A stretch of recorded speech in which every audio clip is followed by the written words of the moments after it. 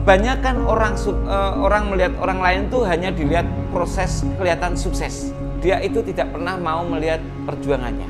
Rata-rata orang Indonesia gitu, melihat orang lain sukses pengen sukses. Itu nggak semudah itu teman-teman ya. Jadi usaha itu diperjuangkan. Nah, saya ingat cerita orang tua yang sebagai seorang driver taksi, ibu yang penjual jamu gendong dengan pivot membuat warung tenda, itu seru banget. Dukanya ada nggak? Banyak banget pasti kan. Nggak bisa survive loh di Jakarta kalau nggak kita berjibaku. Baru naruh beras di pinggir jalan diambil preman, baru pasang tenda ditarik transit, teh botolnya diangkut. Itu suka duka. Belum lagi ketemu hujan, belum lagi ketemu yang lain-lain. Hanya dengan 2 meja 8 kursi mereka bisa menghidupi anak-anaknya. Maka saya sebagai anak merasa bersyukur karena orang tua sudah menyusun itu. Maka gantian orang tua yang sudah ngocek bolanya dan membuat gol, sayalah yang harus mempertahankan menjadi juara. Maka saya poles bagaimana AGTL ini tidak hanya sebuah warung tenda, tapi menjadi rumah makan lah, kalau nggak mau disebut restoran ya, atau warung makan, tapi bisa melayani jumlah besar. Maka hari ini AGTL itu sudah diliput semua media cetak, semua media TV nasional, dan semua itu alhamdulillah tidak berbayar. Kenapa teman-teman nggak berbayar? Karena saat kita pengen sukses harus punya unique selling di situ. Keunikannya apa gitu? Kami punya ayam yang ukurannya 1,5 kilo dibelah 4, gede banget. Maka konsumen kalau makan suka bilang gini, nggak habis nih, ayamnya raksasa, gede banget. Kami mampu melayani pesanan nasi box hingga puluhan ribu box, 1.000, 2.000, 12.000. Maka tagline-nya ganti-ganti. Yang awalnya menerima 1.000 box, kelasnya nyampe tulis lagi menerima 5.000 box, menerima 20.000 box. Sekarang alhamdulillah tagline-nya sudah berubah, menerima 25.000 box sekali kirim.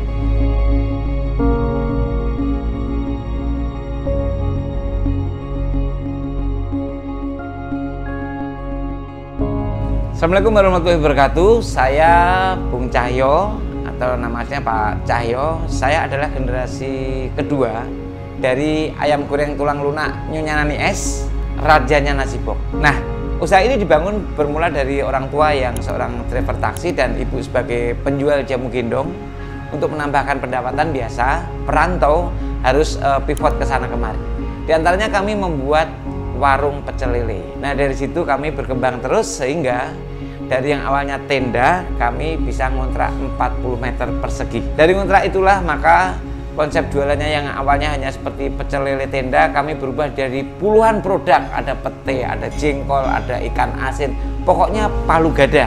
Yang ada pokoknya dijual dengan harapan menebar jaring banyak, potensi untungnya lebih memungkinkan. Namun perkembangan yang makin kencang di usaha orang tua kami itu, kami Bung Cahyo waktu itu masih muda, masih bujang, kami tetap idealis, anak muda yang maunya kerjanya di kantor atau di industri yang bagus. Kebetulan saya dulu di Astra Mobil Group, saya juga sempat ke Jepang, mutasi ke beberapa perusahaan yang pada akhirnya mendekati 20 tahun kami harus memilih antara melihat perkembangan usaha orang tua yang makin bagus atau saya tetap ada di industri. Maka saya memutuskan diri untuk memilih masuk di dalam usaha orang tua yang udah dibangun dari mulai tenda menjadi punya tempat sendiri. Nah, dalam perkembangan itu maka terus berjalan sehingga cabang-cabangnya berkembang hampir 25 cabang yang saya juga pada akhirnya kewalahan juga, yang pada akhirnya karena nggak siap timnya, nggak siap usaha kuliner yang baik seperti apa, ikut-ikutan FOMO membuat kemitraan franchise, akhirnya punya 10 gerobak, dibikin sendiri, dipromosikan ke TV sendiri, terus diantar sendiri. Itu effort banget dan pada akhirnya kita angkat tangan dan menyerah. Nah, pada saat itu kami memilih untuk mengembangkan usaha sendiri tanpa franchise. Namun perkembangan itu terus berjalan sehingga saya harus memisahkan diri dari orang tua untuk tidak ngumpul terus. Kami mencoba berdikari membuat cabang baru di Jalan Raya Pondok Kelapa Blok G1 nomor 9A. Menjadi kontraktor biasa, kontrak sana kontrak sini ya, sampai pindah 4 kontrakan ya teman-teman. Namun perjalanan itu kami karena sudah nggak ada pilihan, kadang-kadang sukses itu tidak karena jago, karena nggak ada pilihan lain. Sehingga mereka tuh fokus mengerjakan itu saja. Alhamdulillah di tahun ke-12 kami memiliki tempat dan rumah sendiri hasil dari jualan nasi box. Kenapa nasi box? Karena nasi box ini momennya nggak pernah putus. Ingat 7 bulan lalu ada orang naik haji, semua ratipan haji, pulang haji syukuran haji, anaknya lulus SMA masuk kampus syukuran kampus, belum catering, piknik, arisan, selamatan, sunatan, pokoknya nasi box itu nggak pernah ada putus momennya. Maka konsep ayam goreng tulang lunak ini yang awalnya DNA-nya rame kami timpali dengan tagline rajanya nasi bok untuk mencari omset besar dengan nasi bok tadi. Maka teman-teman, saya mulai belajar membuat bok itu dengan bok selamat menikmati yang putih itu, yang polos itu, dengan mulai membuka warung ada di Kementerian Keuangan di lapangan Banteng. Namun ternyata marketnya walaupun pengunjungnya banyak itu monoton itu saja dan tingkat kebosanannya tentu muncul. Maka kami mulai mendesain boknya dari bok batik, terus bok warna-warni, sekarang menjadi bok yang terakhir sekarang ini, itu melalui proses. Dan kami mulai fokus membuat nasi bok. Dari mulai pesanan 100, 200, 300, pagi-pagi membuat lalapannya hanya 125, sekarang kami sudah mampu melayani hingga 25.000 bok sekali delivery. Jadi kalau ada 1.000, 2.000, 3.000, 12.000, baik itu instansi, swasta, rumah tangga, nyaris alhamdulillah kami tidak punya kontrak dengan siapa-siapa. Kami punya marketing organik sehingga semuanya dibayar lunas. Kenapa nasi bok menarik? Karena nasi bok itu bisnis yang cash flow-nya lancar. Nah, tapi itu khusus UMKM. Teman-teman yang modalnya belum kuat, sebaiknya Anda organik dulu ke kanan kiri Anda, ke radius 5-10 km. Nggak usah dikit-dikit gaya masuk ke instansi, ke industri. Kalau ujung-ujungnya itu nanti Anda dibayar tempo. Nah, saat Anda dibayar tempo, Anda akan ngos-ngosan dan potensinya Anda akan berhenti usahanya. Maka nasi bok saya kembangkan sehingga itu mendistrap usaha saya yang lain harus memutuskan kembali dari puluhan cabang yang ada. Kami pretelin hingga sekarang ini hanya punya 3 cabang saja. Yaitu yang pertama di Jalan Haji Ten nomor 7A Kayu Putih, Pulau Mas, Jakarta Timur. Yang cabang kedua itu proses sukses saya membangun cabang pertama hingga mulai tempat dan rumah itu di Jalan Raya Pondok Kelapa Blok G1 nomor 9A. Nah, cabang yang ketiga ini keren. Cabang ketiga ini nomaden pindah-pindah sampai 4 kali di usia 22 tahun baru punya tempat. Namun alhamdulillah kita tetap syukuri dari 3 cabang tadi semuanya sudah milik sendiri dan suratnya semua ada di rumah. Kenapa? Pada akhirnya saya harus ngambil keberanian keluar dari tempat kerja, walaupun kalau boleh dibilang fasilitasnya bagus, kesehatannya bagus, fasilitas untuk anak sampai anak ketiga pun dibiayai. Kita juga dikirim ke luar negeri, semua ilmu-ilmunya training setiap bulan ada. Karena kami nggak mungkin membiarkan orang tua yang sudah menyusun, mereka itu selalu problem dalam pekerjaannya. Maka kami masuk untuk membantu. Namun nggak mungkin di perusahaan multinasional kamu sambi, nggak mungkin. Maka kami totalitas keluar. Nah, perhitungan yang kedua, saya bukan berangkat dari orang yang berpendidikan tinggi, tapi saya hanya pendidikannya S3. Apa tuh S3? SD, SMP, SMA, ya kan? Lucu ya? Tapi saya berani belajar. Maka saya belajar sama orang tua saya untuk belajar total sampai ke dalam. Dari mulai mecah es batu pun saya belajar, bikin lala pun saya belajar. Nah, dari situ maka setelah saya totalitas waktunya cukup, maka saya berikan ide-ide termasuk branding kemasan, termasuk interiornya kita bagusin. Mungkin sekarang biasa saja karena legend, tapi dulu orang bilang aneh, kok warung merah kuning hijau kayak playgroup katanya. Nah, dulu itu menarik, karena kalau pengen menarik harus aneh gitu ya. Maka saya totalitas. Nah, kenapa nekat dan berani padahal hampir 20 tahun? Saya harus berhitung kenapa? Karena kalau 15 tahun lagi kami pensiun, kami tahu sekelas start dari operator tuh paling di bawah 1 miliar untuk pensiunnya. Sekarang setelah kami gigih di lapangan, pulang malam sebar brosur, masuk media, kami yang dapatkan itu mungkin kalau sekarang harus dari kerja, kami harus kerja, pensiun, mati, hidup lagi, kerja, pensiun, mati, hidup lagi, kerja, pensiun, mati, sampai 70 kali. Aku nggak akan mungkin mendapatkan. Nah, karena apa? Yang saya dapatkan itu setelah usaha, bedanya dengan gaji itu bumi sama langit, benar-benar jauh timpang. Maka itu sudah sesuai yang diajarkan Rasul, kalau pengen sukses harus berdagang. Maka saya berhitung matematika, apakah saya bisa sukses? Ditentukan 15 tahun terakhir setelah saya pensiun dari Astra. Alhamdulillah, semua yang kita miliki memang hanya 3 cabang, tapi kita memang memilih usaha dengan hidup tenang. Nah, pilihannya kan ada 2, cabangnya banyak tapi kemerungsung kalau malam. Kita cabangnya sedikit, nggak apa-apa, tapi benar-benar nyaman.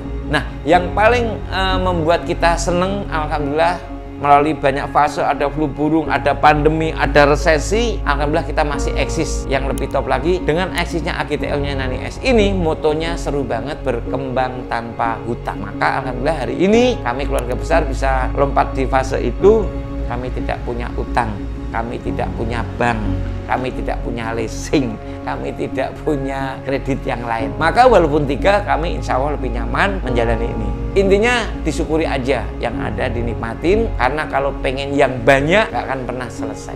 Proses memulainya luar biasa orang tua kita, karena orang tua kita itu nggak mungkin langsung usaha itu langsung bisa enak. Maka yang pertama, usaha itu sebenarnya hanya cukup apa? Istiqomah, bertahan, nanti akan nyampe waktunya. Nah, susahnya saat warungnya belum bisa dinikmati, bapak saya itu seru, Pak. Jadi kalau jam 12 siang pulang, bantuin goreng di warung. Nanti sudah selesai jam 2, bapak saya berangkat lagi narik taksi lagi. Mau maghrib pulang lagi, bantuin goreng-goreng, bakar-bakar untuk makan malam. Nah nanti setelah jam 8 narik lagi pulang-pulang jam 12 malam. Nah bagaimana kok sekarang akhirnya mempunyai tempat? Karena pelanggan dengan publikasi yang bagus, mereka itu sudah makin banyak. Nah makin banyaknya pelanggan itu bukan karena iklan waktu itu. Iklan di media cetak nggak punya duit, di medsos juga belum zamannya gitu. Maka getok tular, sebar brosur, pelayanan yang terbaik membuat wajah-wajah mereka hadir. Namun saat mereka hadir bareng-bareng kan nggak mungkin di tenda. Ya, maka kita ngontrak 40 meter. Saat 40 meter ada sukanya, warungnya sampai diantri-antri, orang makannya di mobil, di apotek, di warteg, padahal bukan karena ramenya, karena tempatnya kecil tadi gitu. Nah maka dari situ karena tempatnya kecil kelihatan ngantri, orang-orang yang lewat jadi penasaran. Maka ada konsep kalau pengen sukses, ramekan warungmu. Lah meramekan itu banyak polanya, dengan menghadirkan komunitas datang bareng-bareng, dikasih diskon, ya itu bisa diantaranya. Nah dari situ terus berkembang. Pas kita sudah punya 40 meter, itu konsepnya masih menjual aneka produk kayak warteg lah intinya gitu ya, tapi konsepnya lebih rapi. Nah dari situ kami berpikir kalau jualan ini produknya banyak yang tersisa dan berisiko rusak atau wisnya tinggi, itu potensinya kerugian yang nggak akan dirasa, padahal rugi. Apalagi orang tua zaman dulu itu nggak pernah tahu bagaimana menghitung HPP produk. Maka kami yang kerja di perusahaan, boleh dibilang perusahaan bagus di Astra, yang penuh dengan training, penuh dengan problem solving, penuh dengan ide-ide, kami coba terapkan pelan-pelan di warung. Maka kami memberikan ide ke orang tua, kurangi produk-produk yang potensinya terbuang atau tidak laku, tapi fokus pada satu produk aja, fokus hanya beberapa produk saja. Maka dari puluhan produk yang ada, AGTL Nyunyana Es ini saat ini hanya mempunyai 8 produk selama 34 tahun, yaitu ayam bakar, ayam goreng, gudeg, krecek, tahu bacem, tempe bacem, sayur asem, sama ayam opor. Loh kok bisa? Hanya 8 produk bisa puluhan ribu. Apa orangnya nggak bosen? Kan itu masalahnya. Maka Bapak Ibu, Anda harus tahu, usaha ini harus ketemu marketnya dulu. Bayangkan orang Indonesia banyakkan orang Jawa, di Jakarta juga banyak orang Jawa yang di sana semua mengenal gudeg. Gak mungkin dong pengen makan gudeg harus pulang ke Jogja. Maka kami bikin gudeg di Jakarta. Terus ada orang makan bandeng presto, tulangnya lunak. Maka itu menjadi inspirasi orang tua kami. Dia bilang kalau tulang ikan aja bisa dilunakkan, kenapa ayam enggak? Maka orang tua trial hingga 4 tahun, 100 ekor jadi abon, hancur semua. Panci prestonya tutupnya sampai ke plafon. Itu terjadi beneran teman-teman. Nah berikutnya setelah tadi itu, pada akhirnya 4 tahun kami menemukan formula bumbu, formula proses ayam menjadi ayam tulang lunak. Nah kami boleh dibilang kami pionir di ayam goreng tulang lunak ini, karena berikutnya ada banyak ayam tulang lunak yang lain. Yang kedua adalah tadi tentang produk. Kenapa gudeg? Karena saat kami break kerja setiap malam minggu itu kami bisa ke Monas, kadang ke Puncak sama orang tua pakai mobil Zebra gitu ya. Orang tua itu selalu pulangnya makan gudeg. Nah pas habis makan gudeg dia bilang gini, makan gudeg kok kayak makan kolak gitu. Nah maka orang tua berinovasi bahwa gudeg kita AGTL Nyunyana Es itu gudegnya nggak seperti banget gudeg Jogja, tapi gudegnya khas formula antara Solo dan Jogja. Jadi gudeg AGTL itu tidak manis kayak kolak, tapi gudegnya punya rasa yang khas, sehingga diminati orang Jakarta yang notabene penduduknya itu nggak hanya orang Jawa, ada orang Sumatera, ada orang Padang, yang dia semua belum tentu suka yang manis.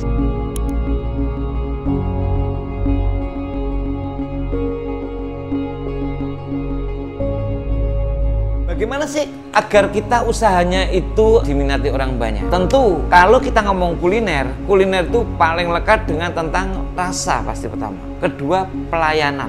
Oke? Maka saat kita ngomong rasa, kita nggak boleh sembarangan. Jangan karena sukses mengurangi bumbunya, mengurangi ukurannya. Maka dari bahan sampai detik ini saya masih belanja sendiri ke pasar induk bersama istri saya. Kenapa? Karena sudah mewakili orang tua. Milih cabenya, milih nangkanya, milih ayamnya, milih kunyitnya, semua masih dilakukan sendiri. Kenapa Pak nggak pakai supplier? Karena supplier juga pedagang. Kalau semua percaya dengan supplier, supplier juga nggak mau tuh cabai yang busuk jadi rugi. Mereka kadang-kadang juga bisa jadi disisipkan. Itu tentang produk, tentang pelayanan. Kenapa nasi boxnya bisa ribuan dan itu menjadi repeat order? Selain kemasannya memang ada tagline-nya, ada alamatnya, ada medsosnya. Karena kami pakai pola 4 huruf. Apa itu? CTAS. Cepat, tepat, aman, selamat. Cepat prosesnya, tepat isinya, aman deliverynya, selamat yang mengkonsumsinya. Maka nasi box delivery banyak itu akan di repeat order jika mereka tidak pernah terlambat deliverynya. Kalau terlambat, jangan harap tuh repeat order. Dia pasti ngamuk duluan. Yang ketiga tentang produknya, kita ini stabil. Dari mulai kita membuat konsep produk ayam dan lain-lain sampai sekarang ini rasanya masih sama, ukurannya masih sama. Ini terbukti dari pelanggan-pelanggan yang mulai dulu muda mahasiswa sampai mereka jadi nenek kakek membawa cucunya masih hadir di ayam goreng tulang lunak Nyonya Nani. Itu tipnya. Jadi harus QCD, kualitinya bagus, kosnya bagus, deliverynya tepat waktu. Kualitinya bagus, kosnya tinggi, nggak bisa jual. Kosnya rendah, kualiti jelek, nggak bisa jual. Maka harus kualitasnya bagus, kosnya bagus, deliverynya tepat waktu. Pengusaha kuliner, warung maupun catering, semua bisa membuat nasi box. Ibu rumah tangga juga bisa membuat nasi box. Tapi bagaimana bisa membuat nasi box jumlah banyak, delivery tepat waktu, itu perlu strategi. Bagaimana mereka bisa mampu membuat banyak, nasi box itu kuncinya ada pada nasinya. Contoh, kalau nyetak nasinya aja nggak tahu kapan startnya, ya pasti berisiko dikomplain. Contohnya, nyetak nasi box di awal, nasinya sudah dicetak, ayamnya belum mateng, sayurnya belum mateng, sambalnya belum dibungkus. Terjadi apa? Terjadi delay nasi 1 jam. Nah, 1 jam nasi yang berhenti tadi itu, sementara produk yang lain belum mateng, potensinya adalah 1, kering nasinya. Orang bilang nasinya mentah, lembab karena ditutup, katanya nasinya basi karena basah. Belum lagi bisa membedakan nasi yang dibungkus pakai daun yang katanya wangi tapi tengahnya terbuka. Orang nggak sadar proses yang lain dilakukan, nasinya terbuka terus dipencroin sama lalat. Orang nggak pernah bisa membedakan kotoran lalat dengan nasi.